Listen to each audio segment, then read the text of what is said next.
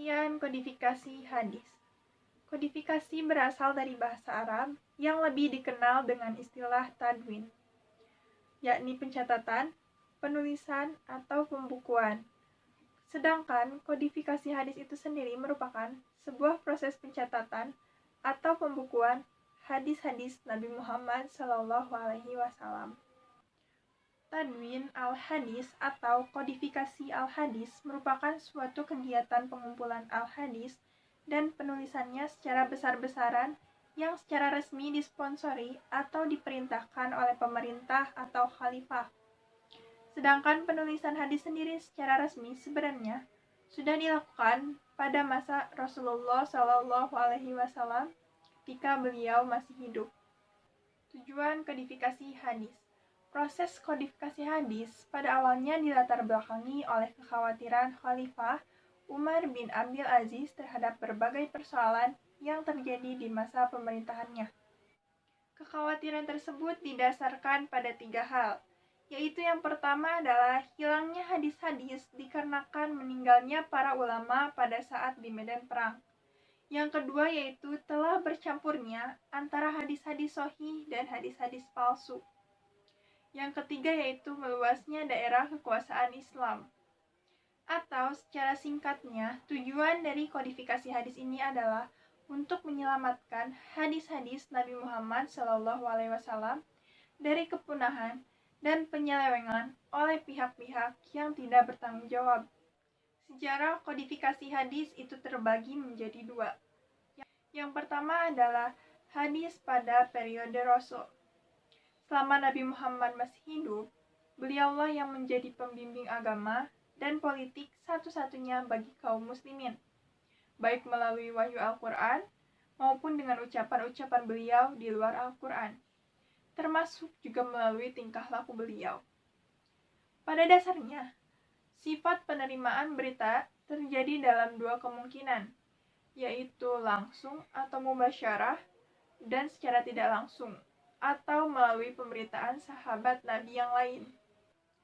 Cara periwayatan dalam memperoleh dan menyampaikan hadis pada periode Rasul tentu saja berbeda dengan pada periode lainnya.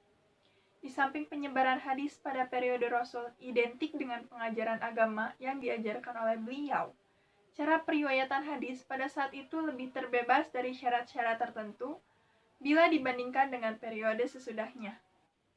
Sanad pada masa sahabat Nabi belum memperoleh posisi yang sangat penting dan istimewa, juga tidak mempunyai makna penting. Hal ini dikarenakan karena setiap sahabat Nabi diyakini memiliki ilmu yang tinggi dan dapat dipercaya.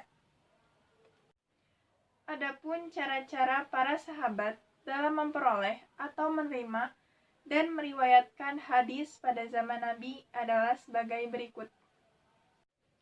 Yang pertama yaitu melalui majelis-majelis kajian agama yang diselenggarakan oleh Nabi baik secara langsung maupun tidak langsung.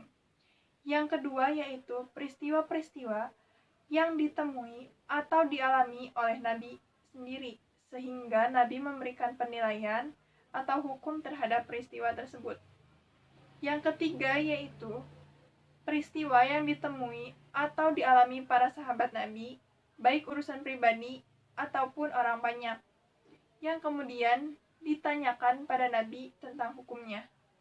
Yang keempat yaitu peristiwa atau kejadian yang disaksikan oleh para sahabat melalui contoh-contoh sikap Nabi dalam merespon suatu peristiwa.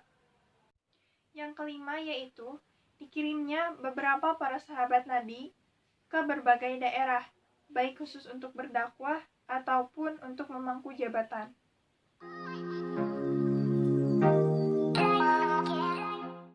Hadis pada periode sahabat. Di tangan para sahabat Nabi, wilayah kekuasaan Islam sudah mulai berkembang hingga keluar Jazirah Arab. Melalui mereka, riwayat-riwayatan tentang tindakan Nabi tersebar di berbagai wilayah kekuasaan Islam. Dalam rangka mendapatkan informasi tentang seluruh tindakan Nabi, mereka melakukan tukar-menukar informasi, termasuk adanya upaya cross-reference dalam rangka pembuktian kebenaran suatu informasi yang pernah diterima mereka. Perkembangan hadis pada fase ini oleh Fazlur Rahman disebut fase perkembangan hadis secara semi formal. Adapun tolak ukur yang sering digunakan para sahabat sebagai acuan untuk saling koreksi atau kritik atas periwayatan hadis, pada umumnya dapat diklasifikasikan menjadi 3 tolak ukur, yaitu 1. Metode perbandingan dengan Al-Quran. 2. Metode rujuk silang atau cross-reference antar periwayatan hadis. 3. Pendekatan rasional yang digunakan untuk menilai kelayakan isi hadis sebagai sebuah sabda Nabi. 2. Sejarah dan perkembangan kodifikasi hadis. Hampir selama abad 1 Hijriah telah terjadi sikap ambivalensi dari sebagian besar sahabat Nabi dan para tabi'in besar dalam memperhatikan persoalan penulisan hadis. Sikap ambivalensi tersebut tampak pada kenyataan bahwa di satu sisi penulisan hadis adalah suatu tindakan yang jelas-jelas akan memberikan banyak keuntungan atau manfaat. Akan tetapi, di sisi lain, ternyata mereka juga khawatir bahwa penulisan hadis tersebut akan berdampak negatif, yakni terjadinya pencampur adukan hadis dengan Al-Quran. Akibatnya, masyarakat bisa menjadi bingung dalam membedakan mana yang Al-Quran dan mana yang selainnya. Namun demikian, sebuah fakta sejarah menyebutkan bahwa ada sekitar 50 sahabat Nabi yang ternyata mempunyai manuskrip-manuskrip yang dikenal dengan sebutan suhuf atau bentuk tunggalnya sama dengan sahifah, yakni suatu karya di mana beberapa materi hadis Nabi ditulis. Oleh karena itu, periode penulisan hadis dalam bentuk suhuf ini diklasifikasikan sebagai sebuah gerakan pembukuan hadis yang sangat dini. Pembukuan hadis abad kedua, tiga, dan pertengahan abad keempat Hijriah. 1. Gerakan penulisan hadis dalam bentuk mushannaf. Pengelompokan hadis dalam bentuk ini disebut dengan istilah mushannaf, yakni kompilasi hadis yang sudah terklasifikasikan atau tersistematisasi. Karya yang terkenal dari jenis penulisan hadis dalam bentuk ini adalah karya Al-Muwattah yang disusun oleh Imam Malik bin Anas, pendiri mazhab fikih kedua. 2. Gerakan penulisan hadis dalam bentuk musnad. Gerakan penulisan hadis pada fase berikutnya adalah gerakan penulisan hadis dalam bentuk musnad, yakni gaya hadis yang hanya disandarkan kepada Rasulullah saja. Karya yang terkenal adalah kitab Musnad karya Ahmad bin Hambal, seorang pendiri mazhab fikih keempat. 3. Gerakan penulisan hadis dalam bentuk himpunan hadis-hadis sahih. Gerakan baru yang hampir mirip dengan gerakan penulisan hadis dalam bentuk musnad tersebut di bawah panji-panji gerakan penulisan hadis yang didasarkan pada kategori hadis sahih.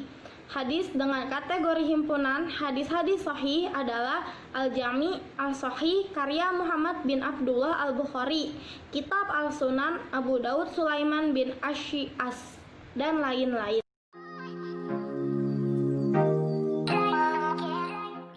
Pembukuan hadis pada pertengahan kedua abad keempat, 5 Hijriah, dan seterusnya. Pembukuan atau kompilasi hadis Nabi pada abad keempat Hijriah menunjukkan karakteristik yang sangat berbeda dari abad-abad sebelumnya. Hadis pada abad ke-5 Hijriah, tepatnya sejak pertengahan abad keempat, tidak semuanya dapat diklasifikasi sebagai kitab-kitab hadis yang asli. Hal ini lebih dikarenakan karya-karya yang muncul semenjak pertengahan abad keempat Hijriah lebih banyak disandarkan pada hasil karya ulama-ulama sebelumnya.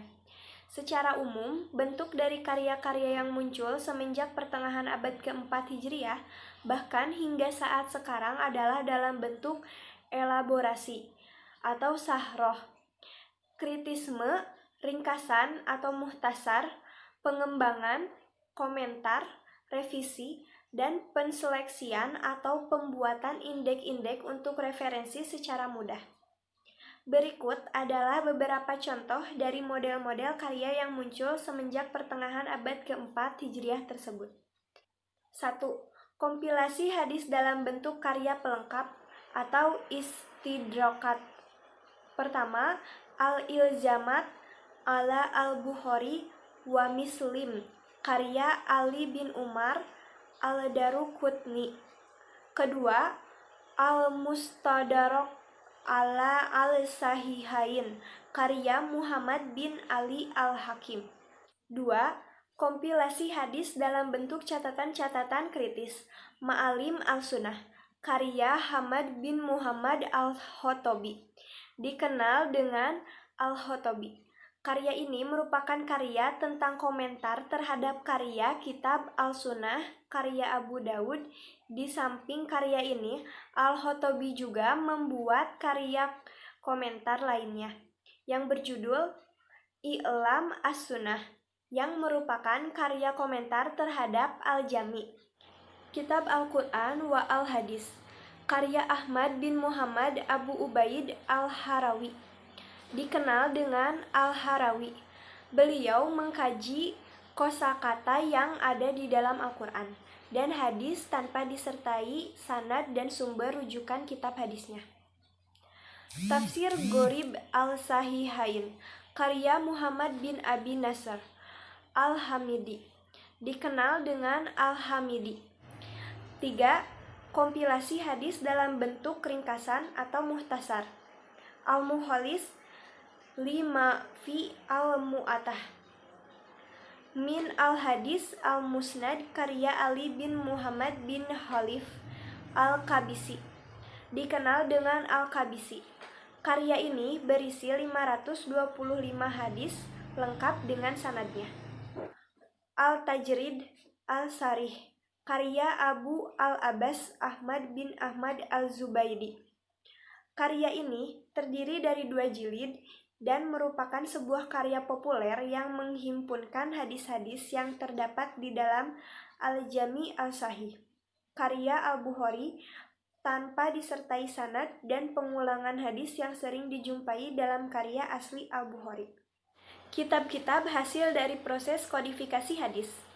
Adapun kitab-kitab hasil dari kodifikasi hadis yaitu Al-Muwatta karya Ibnu Malik, Al-Musnad karya Ahmad Imam Ahmad, Sahih Al-Bukhari penyusun Abu Abdillah Muhammad bin Ismail bin Ibrahim, Sahih Muslim penyusun Abu Al-Husain Muslim, Sunan Abu Daud penyusun Abu Daud, Sunan Al-Nasa'i penyusun Abu Abdurrahman Ahmad bin Syu'aib bin Ali bin Bahr, Sunan At-Tirmizi penyusun Imam Tirmizi, Sunan Ibnu Majah penyusun Ibnu Majah, dan lain-lain.